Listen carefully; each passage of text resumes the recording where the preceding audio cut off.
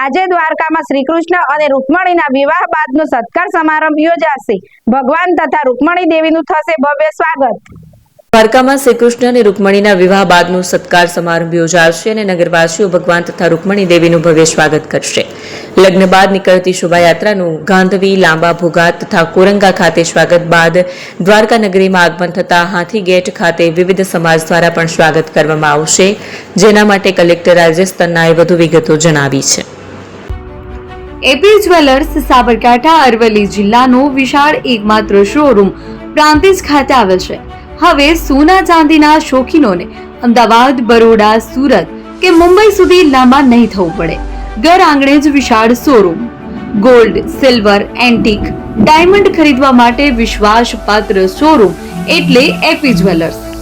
સુવર્ણ દીપોત્સવ તથા 60 વર્ષની ઉજવણી નિમિત્તે દાગીનાની ગળામણ પર ભારી છૂટ। જૂના અને જાણીતા છેલ્લા 60 વર્ષથી પેઢી કાર્યરત હવે નવા રંગમાં અદ્યતન શોરૂમ એટલે એપી જ્વેલર્સ।